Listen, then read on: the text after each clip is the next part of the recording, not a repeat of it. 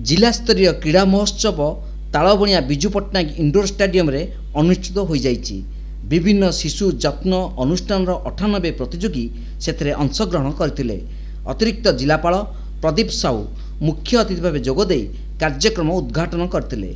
जिला क्रीड़ा अधिकारी चंदन साहू, जिला क्रीड़ा संसद साधारण संपादक रविशंकर प्रतिहारी, शिशु मंगल समिति सभ्य शक्तिपद मिश्र अतिथि भाव जोगदेइथिले। छात्र छात्री मध्य दौड़, लंबडिया, क्यारम, चेस एवं फुटबॉल प्रतियोगिता कराई कृति प्रतियोगी को पुरस्कृत करा।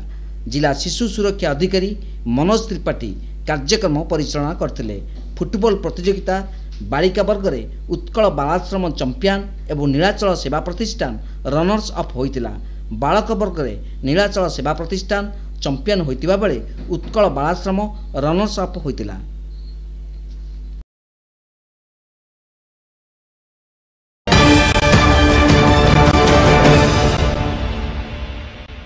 19तम राज्यस्तरीय शिशु महोत्सव शरदावली मुक्ताकाश रंगमंच रे उद्यापित हो जाइछि।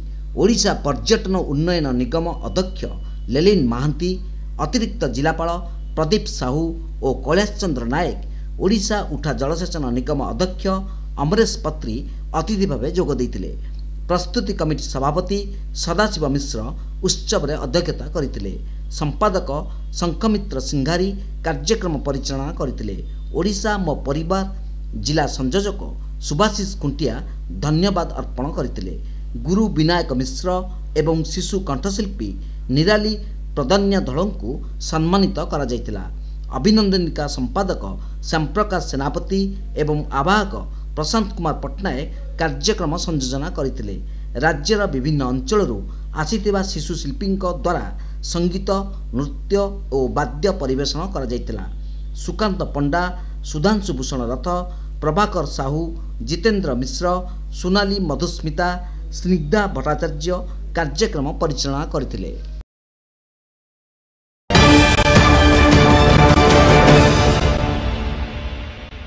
परिवेश सुरक्षा संपर्क में जनजागरण सृष्टि पई रूट्स ओडिशा फाउंडेशन पक्षरु साइकेल शोभायात्रा अनुष्ठित हो जाइछि।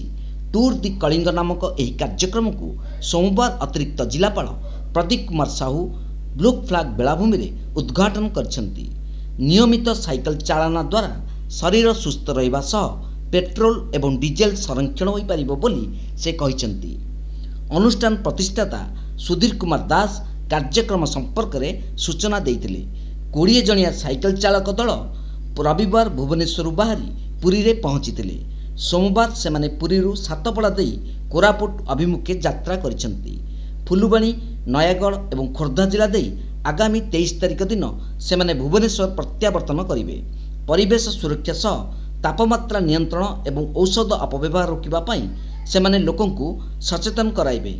मिशन ओडिशा संपादक मधुसूदन मिश्र एवं पुरी साइक्लिंग कमिटी संपादक शांतिरंजन मिश्र पुरी रे साइकेल यात्री को स्वागत करथिले।